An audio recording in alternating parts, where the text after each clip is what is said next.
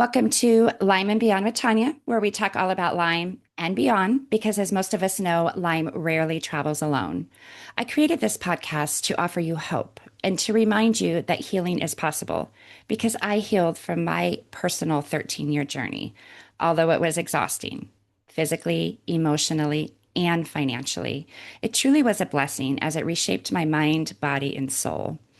In this space, we share raw and real conversations with those who have made it to the other side of this journey, along with breaking down different topics and approaches with practitioners. My goal is to make you feel less alone, more empowered, and confident in being your own advocate. So thank you so much for tuning in today. And if you're looking for more tips and resources, I share everything I learned along my journey on my Lyme and Beyond with Tanya Facebook page. So now let's get to today's guest. I've got with me Evan Hirsch, who's actually an MD, but he's a health coach and he specializes in functional and environmental medicine. And of course, he also has a personal journey with Lyme disease.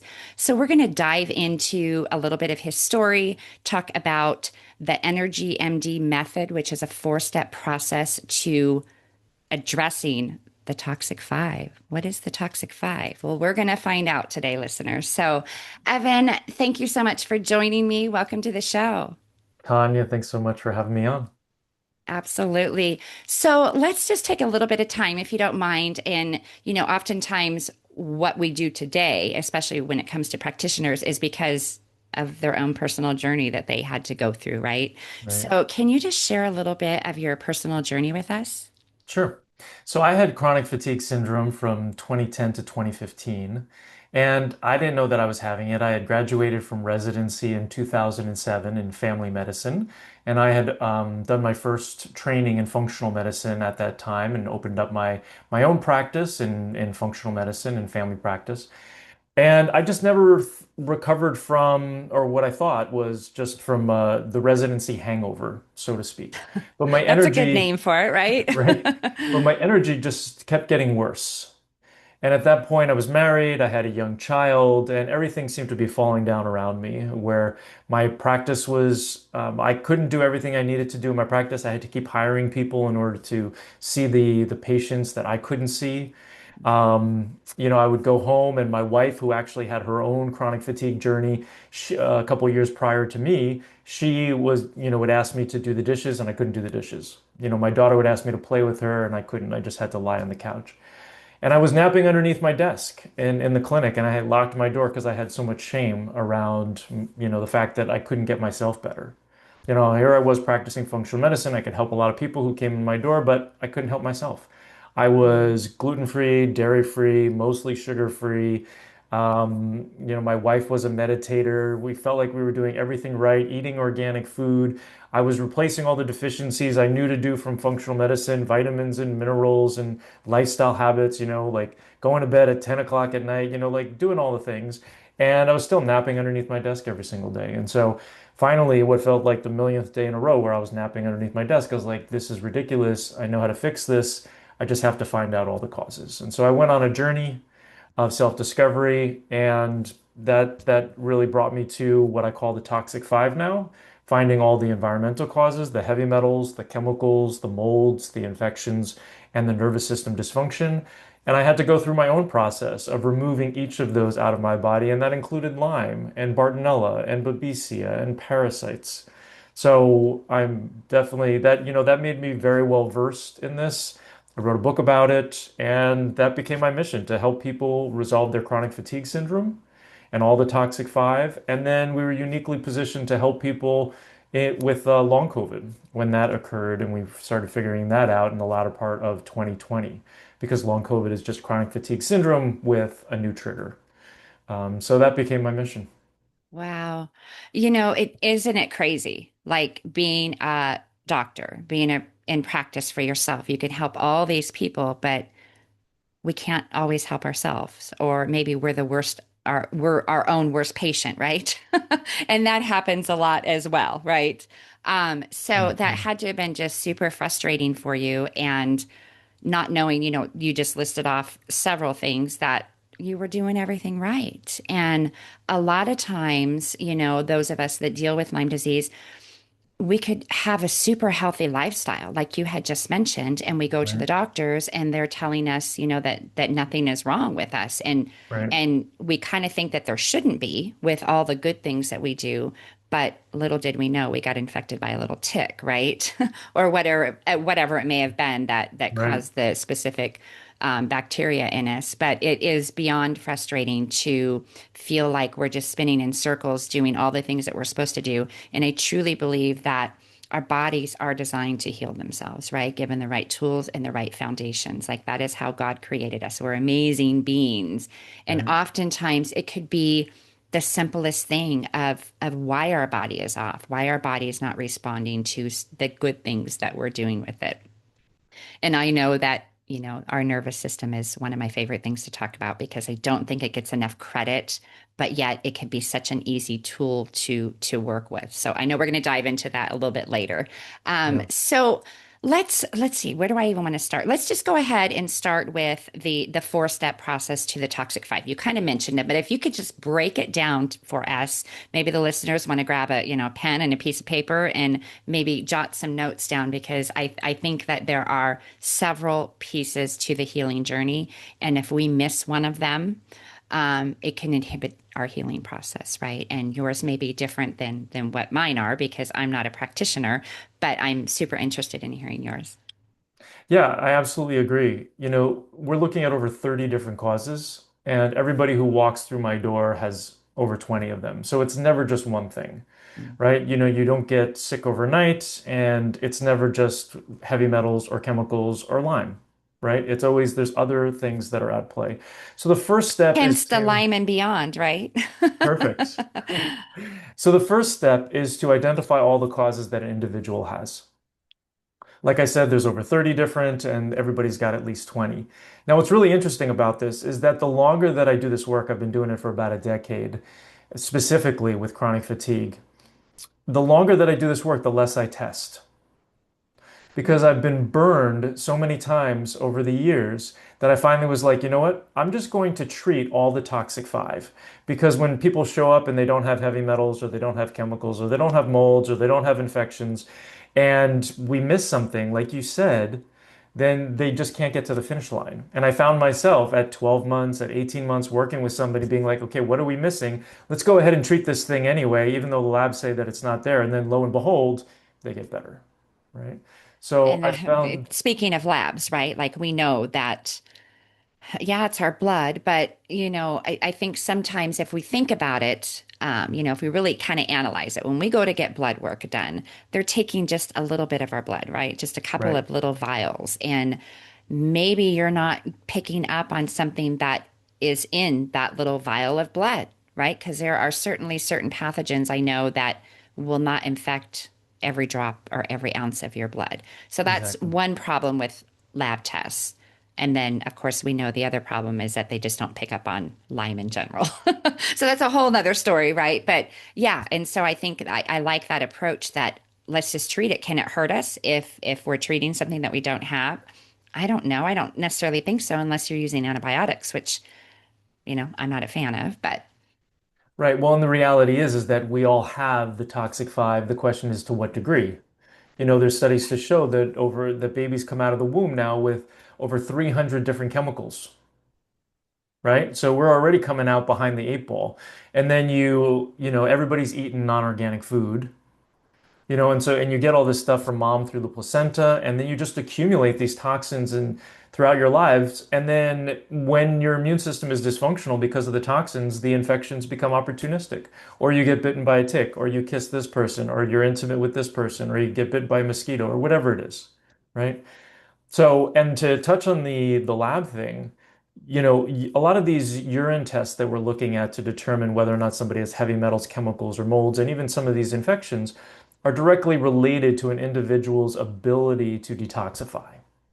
So, if you cannot detoxify, like everybody that I work with when they first come to see me, it's not going to show up in the urine.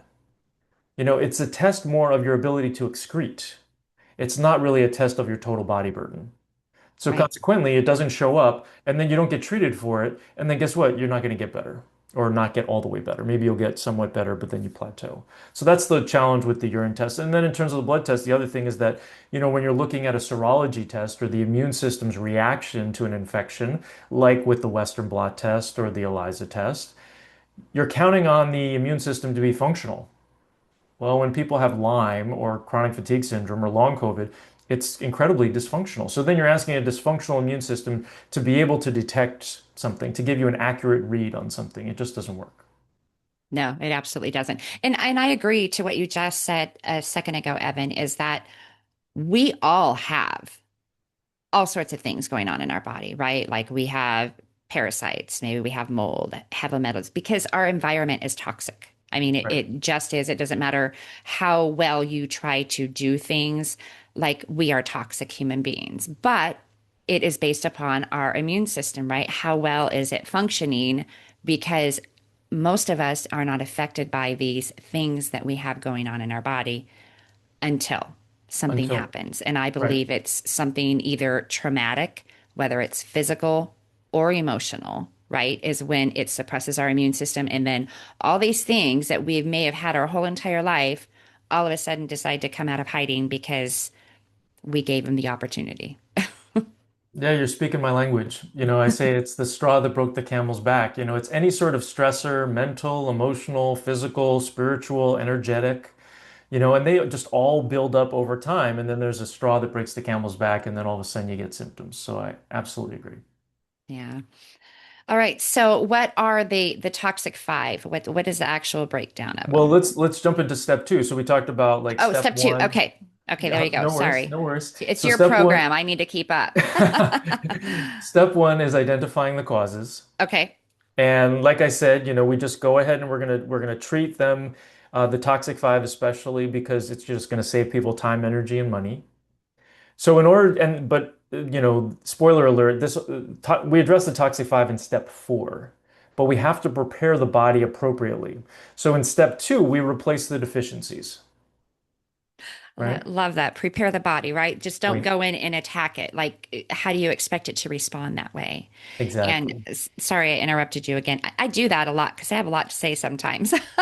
It's But, all good. We're you know, diving. You're speaking many in my of language, us yeah. go through years of trying to get a diagnosis, right? So we finally get a diagnosis of Lyme disease and we just want to kill it.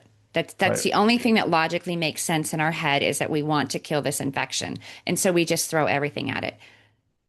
Your body has been through some turmoil, right? If you've allowed this pathogen to take over, you've got to support your body before you go in and just kill it, or you're going to take a million steps backwards. And I say it all the time that you've got to prepare your body. There's so many things that I mean, I have the levels in my head, but they all have to be addressed. And killing the pathogen is just one layer of it. There's Right. so many other things that we have to do, and I wish everybody could understand that. Well, that's why you're doing this podcast. And that's right. So in step two, we're replacing the deficiencies, the adrenals, the mitochondria, the thyroid, the sex hormones, the vitamins, the minerals, the lifestyle habits. So, getting enough water, eating the right food, getting enough sleep, getting enough movement if you can move, and then working on the mindset. So those are the things that I call the deficiencies. They're going to make you more resilient. They're going to make the rest of the process easier. Oftentimes there's an uptick in energy and focus and mood by a little bit. But that has to happen first because when you get into step four and you start removing the toxins, the infections, etc., it is stressful on the body. So you have to make sure that stress can be managed so that you can move through that as smoothly as possible. So that's step two. All right. And so on step two, can Mhm. we elaborate a little bit on, you said one of my favorite words, mindset. Can you Mindset. just tell the listeners how powerful our mind is and just explain to them why it's so important? And yes, we understand it's hard to have a positive mindset when we feel like we're dying, when we're maybe in bed, when we've lost everything, right? I get it. We've been there, right? We know that it's not something that's easy, but how powerful is our mindset? So I can tell you what the research says, but I can also tell you that I've seen people get over chronic fatigue syndrome, Lyme disease, long COVID, etc., just by working on their nervous system, by doing mindset work, by doing breath work, by doing polyvagal work. It's incredibly important, and it's a low barrier to entry. Like you can go online and you can Google or you can ask AI, tell me what things I need to do for my nervous system. Give me a nervous system retraining protocol, and it will create something for you that can be incredibly effective. Now, the thing is that you're not going to notice anything day one, and you may not notice anything day 90. Sometimes it takes 3, 6 months. Oftentimes I tell people who come to our program, if I don't feel like they're necessarily ready for whatever reason, or if they've got mast cell activation and they can't tolerate the supplements we're going to give them, or they're especially sensitive, I'm going to say go off and do a limbic system or a nervous system retraining program for 3 to 6 months. And at that point, you're going to be able to tolerate a lot more. Your nervous system's going to be a lot more relaxed. And then if you still need my help at that time, then come back. And about a year ago, we incorporated a nervous system retraining program into our program because I saw how important it was. I'm curating all the things that I see work and I bring them in, and I only bring in the things that I've seen are really exceptional. So it's an incredibly important part of this process. I tell people it could be 90% of your issue, and I do not accept anybody into the program who's not willing to do the work. Love that because yeah, we have to put in the work for sure. And it is so crazy how our nervous system can control so much, right? And we get it when it doesn't make sense. Okay, so you want me to breathe and you want me to go ground and you want me to do a cold shower. You want me to do these things and you think I'm going to get well. Like you said, a lot of times we don't notice that. We do truly live in a world of instant gratification, Right. right? And we all expect that, especially we want it during this journey. And that's just not the way it's going to happen. It can be so gradual that you don't even know it. And then just the next thing you know, wow, why am I not reacting to so many things? Why am I Right. not having these issues? Oh, maybe it is working, right? Right. Yeah, and success is definitely not linear. Generally you're just going to have more good days per month. Your first month you have no good days, and then the second month you have one good day, and then the third month, so on. But the bad days are just as bad, and so you forget that you've had that good day. So you have to document, you have to remind yourself, you have to live in gratitude. Should I go into my four-step mindset practice? Yes. Okay. So, and then we can kind of come back to the four-step process, the other four-step process. So, with our mindset practice, the first step is gratitudes. Really significant, 3 gratitudes a day. I tell people if you are so tired that you're bedridden, you can't get out of bed, just do a thank you practice, or what I call a thank you therapy. So you basically just say thank you, thank you, thank you, thank you, thank you until you really feel it in your body. For some people, they like to do Ho'oponopono, which is a Hawaiian thank you, I'm sorry, I love you, all of those really positive words. There's research on changing the structure of water with positive words.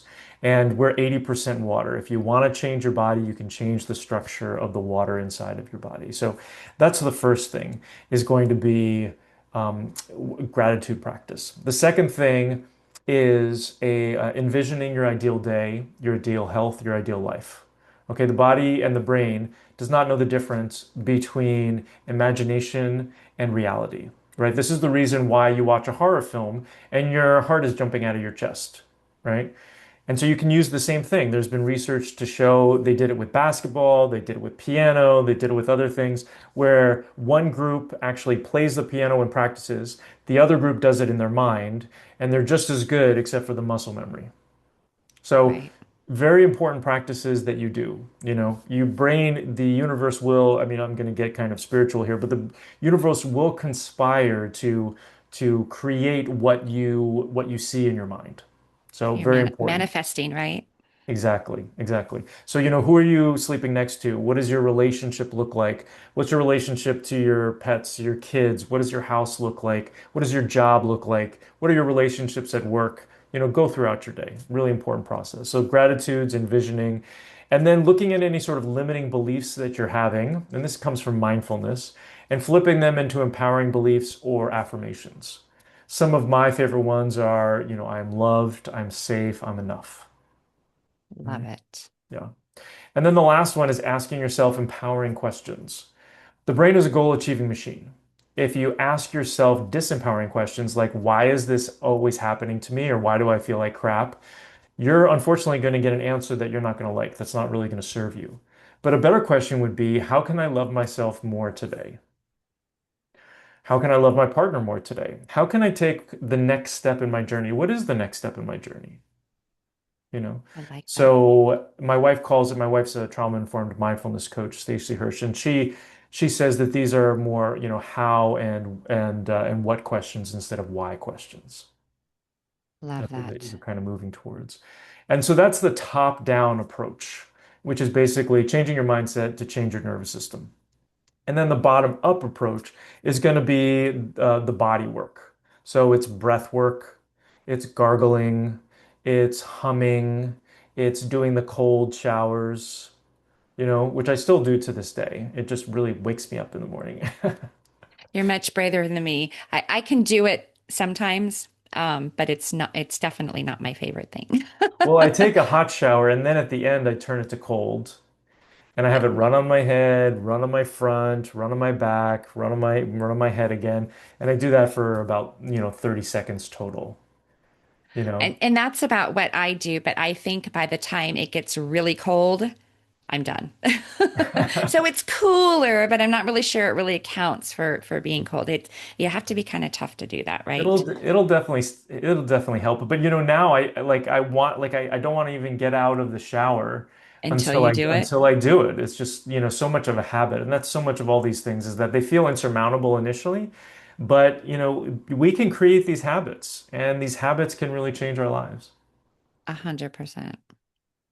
So coming back, so we talked about step two, we talked about mindset. Yes. So then Sorry, and I made you go all over the board with that. it's all right. I don't, not many of my guests really want to dive into the mindset and the nervous system. And it truly can be the missing piece to this whole journey. So I just got really excited that that it's part of your practice. Absolutely. No, I can't stop talking about it. It's really important. So then in step three, it is opening up the exit pathways or the drainage pathways or the detox pathways, the liver, the kidney, the lymph, the neurolymph, the gallbladder, the intestines.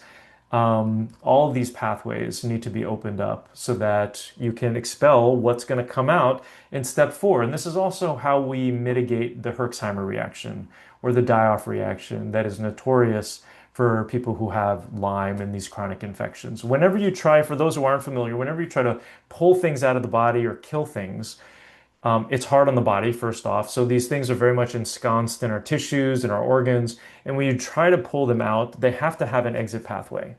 They have to have a way out. Otherwise, you're just going to feel worse. They're just going to get recirculated. And so that's why we have step three in place. And even when you do this process and you open up the pathways in step three, you're still going to do what I call the die-off dance, which is once you get into step four and you're removing the heavy metals and the chemicals and the molds and the infections, you still are going to need to pivot back to step three and increase your die-off support because there's going to be some of those causes that are more ensconced or you're going to have more die-off from certain causes and that you're going to have to, stop. We use tinctures so that we can increase by a drop at a time. So when you have die-off, it's not like you're taking, an antibiotic or a one-size-fits-all approach or an IV or something like that that totally destroys you and puts you into bed. We're talking about, oh, I feel worse. And I just increased a drop of something, and that's die-off. Okay, I'm not going to advance. I'm going to keep at that dose, but I'm going to increase some of my step three support so that I can feel better. And then it's like, oh, okay, now I can continue to ramp up. Yes, and I love that you brought up that piece about tinctures and because I prefer those as well because they're so much easier to dose.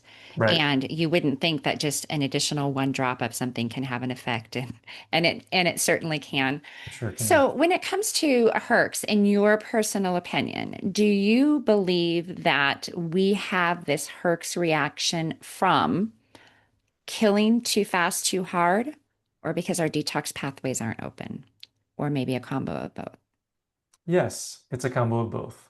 Yeah. Okay. Because if your detox pathways were completely open, you could kill things as fast as you wanted to.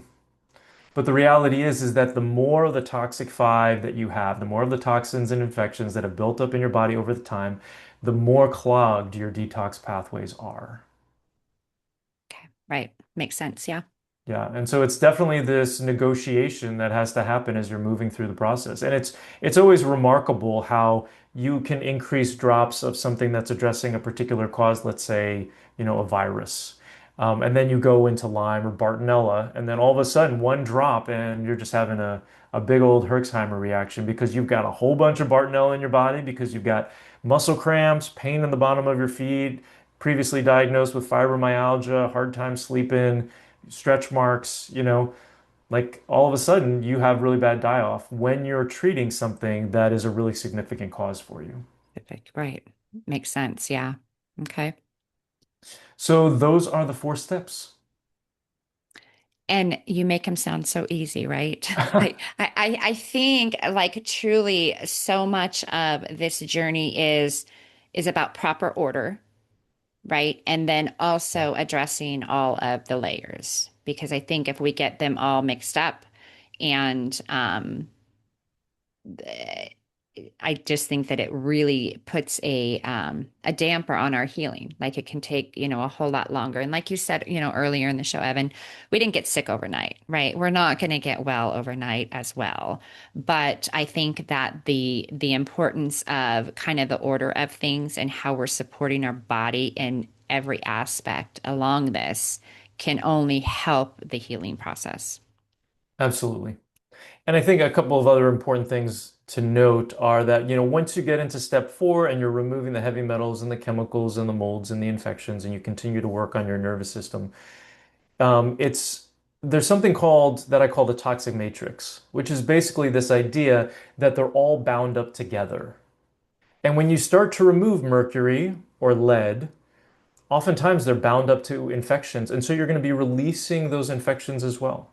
So while you may not have a particular symptom for a particular infection when you start off, as you go through these layers, people generally report that they're experiencing like a reverse chronology of their symptoms, where they're like, you know what, I'm experiencing a symptom that I haven't experienced in 5 years, or 10 years, or 20 years. You're kind of like moving backward in time as you're getting at some of these older infections that have been in your body for a long time, as you're starting to pull them apart from their attachment to the heavy metals and chemicals. Right. And that could be happening. I mean, you could have these infections in your body and again, not even have symptoms from a particular one, right? Right. But I mean, we all do. I mean, we're 90% bug cells in this human form.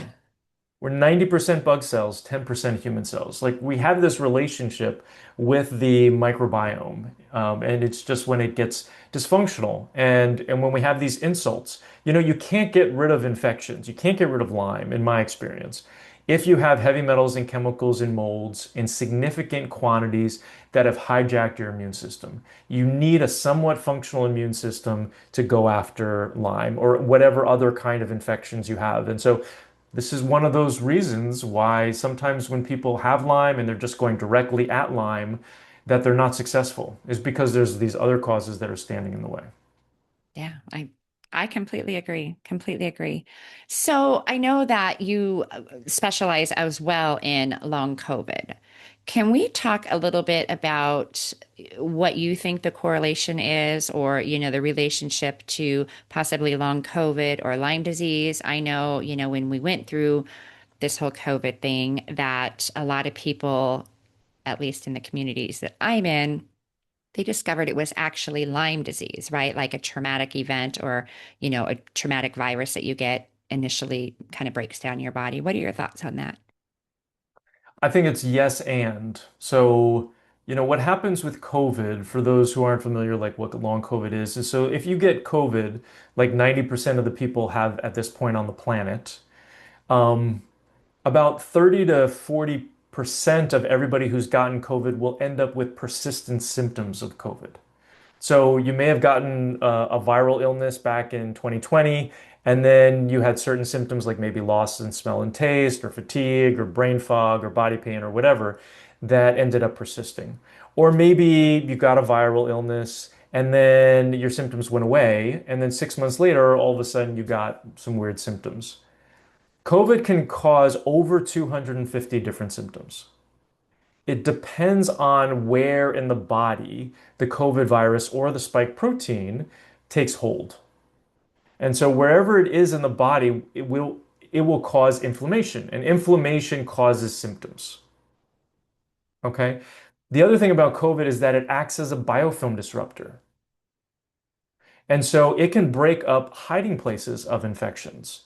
And so sometimes it's been very interesting to see, people get COVID and then all of a sudden, for example, let's call her Emily, ends up having symptoms of shortness of breath, really bad depression to the point of suicidal thoughts, really bad anxiety to the point of panic attacks. And this oftentimes in the Lyme world, we would call that babesia. But for some people, we treat babesia and it goes away. And for other people, we treat COVID and it goes away. So it's like COVID can act like babesia, or COVID can break up the hiding place of a babesia, and then the babesia comes out, and then you treat the babesia. Okay, so a little bit of both. So what you're saying is you think that long COVID can truly just be long COVID, right? It has all these things going on in our body, but it also could be busting up some of these biofilms, bringing out these other bacterias. I do think that, but I'm also hedging my bet. I mean, we address all viruses, 95% of all viruses known. We address Lyme and all the Lyme co-infections. We address parasites. I mean, COVID and the spike protein is unlike anything we've ever seen before. It does not operate like a normal virus. You And know, yeah, not I that's not mean, surprising, right? it operates very much like a parasite, like a spirochete. Like we don't even know what it is, and so it's like, is it like, so I don't know for sure, but I'm hedging my bets by addressing all these things. But oftentimes, like if we give somebody, what's known to be an antiviral, and when we're doing herbal therapies, which we're doing 100% of the time, it's going to be doing double and triple duty. And it's going to be getting at a number of different effects. So if I give somebody skull cap, it's going to be antiviral, it's going to be antiparasitic, it's going to be antifungal, antibacterial, and then it's also going to protect the liver. So it's like, so which one is it actually doing? I don't really care. I just want to make sure that I'm covering all the bases Right. so that, when people are done with my program, they're done with their symptoms. Love that. Yeah. So who knows? And yeah, COVID is a whole world of itself, right? Right. Wow. So what when you are, let's kind of focus a little bit on actual Lyme, right? So when you are working with Lyme patients, what are the I feel like you have the breakdown, right? Like you have the stages, you have the layers of healing that you need to go through. What are some of the challenges, maybe, and maybe not even necessarily for you as a practitioner or a coach, but that you are seeing out there that maybe could be the reason why they're not getting well? Like what are, because I'm assuming that, and I think with any practitioner that I've had on my show, oftentimes by the time the patient comes to them, they've seen everybody, right? They've been through everything, and it's kind of like, I don't want to call it it's your last resort, right? But it's like they've been down the rabbit hole of, mostly Western medicine, traditional allopathic medicine, right? They're not getting the answers. They've done to all the specialists, and then they end up in your office. What are some of the challenges that you see in that? So generally, I mean, you're asking like why these people who have Lyme, why can they sometimes not get better? Yes. Okay. Yes. And And so and have they, and and then also even on the flip side, like what do you see a lot in the community? Like some of the pieces maybe that are being missed when they come to you. If you can even kind of capture that, right? Like because yeah, there's a lot of people, so maybe there's not a majority of one or the other. absolutely. So a lot of times it's a really narrow focus. There are people who specialize in Lyme, and they are generally missing out, or a lot of them are missing out on the rest of the toxic four, or the rest of the toxic five, I should say. And so, if you're just focused on one thing and you have 20 different causes, you're kind of like missing the forest for the trees sort of thing, right? And you're going to miss something and you're not going to be able to get all the way better. So that's one thing. And you're counting on an intact immune system in order to be able to get rid of the infections. And so if you're not focused on, okay, how do I relieve the stress on the immune system, whether it's mental, emotional, or physical, like the heavy metals, the chemicals, the molds, other infections, and the nervous system dysfunction, right? I find that people just have a really hard time getting to the finish line. Yeah. So that's another thing. I am also seeing that, when people have die off, they have a very hard time navigating die off. So oftentimes, if you're getting IV antibiotics, prescription antibiotics, I mean, that's the other thing too, is that oftentimes the course is not long enough of some of these things. You go to your doctor and they're like, oh, okay, yeah, let me give you doxycycline for 30 days. Like Right. that's not going to do it. So it's really important to make sure that you're using a treatment that works, that you're addressing all of the causes that you have. Like I said with the toxic matrix, you may have gotten the surface layer of Lyme and its co-infections. And when I say Lyme, I'm also talking about its co-infections, right? It's never Correct. just big mama bee, the You're big right. Borrelia, right? So if you're getting rid of everything that's outside of the biofilm, you also have to make sure that you're getting what's underneath, and that you're addressing all those different causes. So that's and I kind of digressed a little bit, but in terms of the die-off, there's really bad die-off that puts people back, and then they never want to try to attack Lyme again. And then there are people who can't identify or have a hard time identifying what the die-off is. And this is kind of like the beauty and the curse of the tinctures is that we're ramping up by a drop at a time. And sometimes, and when you don't feel good, it's like you don't feel good, you don't feel good, you don't feel good. And then all of a sudden you realize that you're feeling a lot worse than you had, and that maybe 5 drops ago you started having die-off, right? Right. Yeah, So and that's important to say because a lot of us already feel like total crap, right? Like exactly. there's nothing in us that feels good. And so we oftentimes think, can we even feel worse? And so I truly think that this is where journaling can be a game changer for us, truly tracking. I get it that it's hard. Like I know for me, I would just get a piece of paper and I would write down some of the worst things that I had, whether it was my anxiety or my sleep or my pain. And I would have somebody take it down and make 100 copies of it. So every day I could just write, Monday on it, and then I could just put a check mark or like a 1 through 10. My brain didn't work really well, right? Like Right. at one point I didn't know my name. I had to have a post-it note on the bathroom mirror to tell myself to brush my teeth. Like I didn't even know that that was a thing. So I get that our brain doesn't work, but you can truly find a way to track things along your journey. And it really is you can't tell a patient how they're feeling, right? And what's getting worse and what's getting better. We need to do our part when we're working with our practitioner and be able to tell you guys how we're feeling, if we're feeling worse or not. And if you are journaling and tracking just a handful of things on a daily basis, then you would know five Right. drops ago you should have halted it right there for a little bit, right? So just the power of journaling. Absolutely. Yeah, it really is a partnership. Like I tell people, I'm not at home with you. I don't know what's going on. You have to communicate with me. We've got certain things set up in our program to make sure that people don't fall through the cracks. We're texting people every single month and saying, how's it going? I mean, and then also I'm very accessible. We provide a guaranteed response to any question that people have in 2 business days. So it's really important for me to help people pivot. When people join our program, they're probably going to pivot about 50 times over the next 12 months. And so it's much better to pivot every other day than it is to wait a month or two to see your provider. And then they're like, oh, actually, like 6 weeks ago, you probably should have done this. And they're never going to tell you that. But Right. that's the reality is that when you increase by a drop and you have die off and you don't know what to do, and you reach out to us and we tell you and you pivot and then you move forward, you've just compressed time. You've just taken what's going to take you years into taking you months.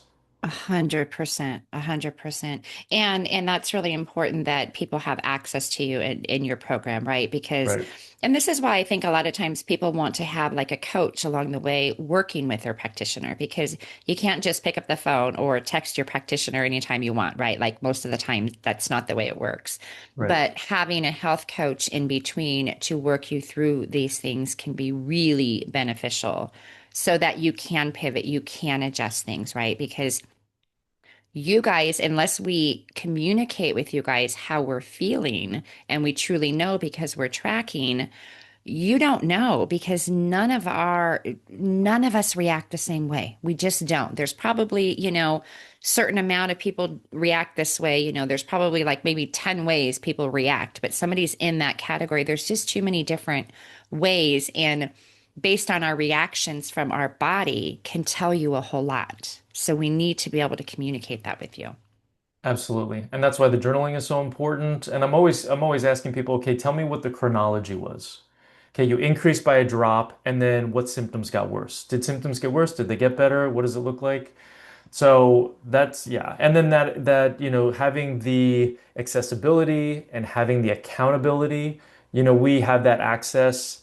3 times a week I answer questions, so guaranteed response in 2 business days. And then 3 times a month, so almost every single week, they can have face-to-face time with me on group calls.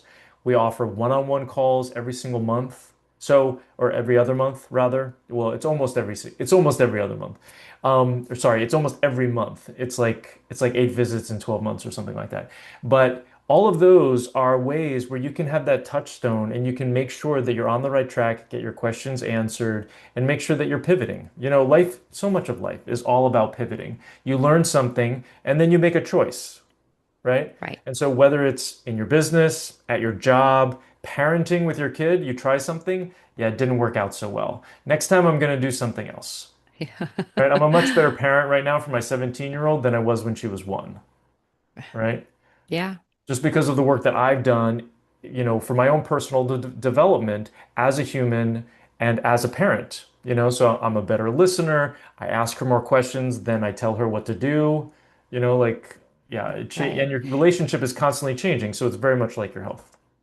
Right. And you probably maybe were not like that had you not gone through your own chronic illness journey, right? Like I just think Sure. that that's one of the biggest blessings of going through a journey like this is that just the takeaways that we can take from it. Yes, we have to, be the FDA and the CDC of our own body, right? Which we shouldn't have to be, but truly it makes us get in touch with our body. It makes us learn along the way because I think that we should all be involved in our healing journey. We should understand what we're taking, why we're taking it, the effects it's going to have on us. And again, I know that, there might be some listeners out there that their brains are not functioning properly. I get that. Right. So all we can do is do the best that we can do, and that is enough, right? Like That's we've right. got to give ourselves grace, but so, Evan, how can, and of course, listeners will put all the information in the description of this episode, but how can people reach out to you? Do you have a website? Do people call you? How can they start your program?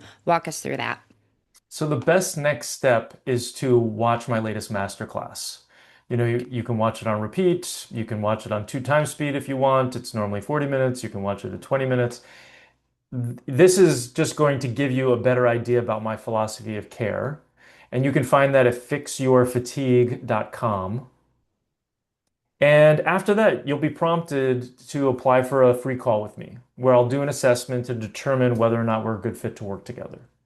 About 30% of the time, I tell people that we're not a good fit for whatever reason. I may send them off to do a limbic system retraining or whatever. But if I feel like we're a good fit, I will let you know that on the call, and then you can hear about the program. I try to be as transparent as possible, give you everything up front, so that when we get on that call, we can really figure out whether or not we're a good fit to work together for the next 12 months. Making sure that people understand what the expectations are like, what they can expect from me, what I expect from them you know, um, if they're making sure that they're willing to work on their mental health, their emotional health, right? Making sure that their brain fog isn't so bad that they're going to not show up for calls or that they're not going to be able to walk through a process. We try to give people everything that we possibly can to help them be successful. And there's people that we can't help for whatever reason. So I just try to, it doesn't make sense for anybody to join our program if I don't feel like I can help them. It doesn't serve them and it doesn't serve us. And so I No. try to be really transparent with people. I love that. And I think it's very important, just it just goes along with there are some really great practitioners out there, but that doesn't mean that they're great for you, right? Like we Yeah. truly have to resonate with one another, kind of interview each other, so to say, right? Right. To find the perfect fit. Because if you are not working with somebody that is good for you for whatever reason, you're probably not going to get well. So I Yeah. appreciate that you have this masterclass. So again, listeners, we'll put that information in the description of this episode so you can check it out, schedule a free call with Evan, and kind of go from there. So, well, gosh, Evan, this has been packed full of so much great information. And thank you so much for taking an extra dive with me into the mindset and our nervous system and, just the simple ways that we can truly support our bodies at home because a lot of people might just be getting a diagnosis or just going through the hamster wheel, right? And trying to determine what route they want to go, how they're going to come up with the finances, whatever it is. And they might feel like that they're just on hold, right? Like, I can't do anything. I don't know what I'm going to do. I don't have the money together. I don't. There are so many things you can do right now, right? Like, let's start Right. working on the mindset and the nervous system. So I appreciate you breaking all that down for me. And I appreciate you joining me and just sharing all the stuff. Thank you so much. Thanks so much for having me on.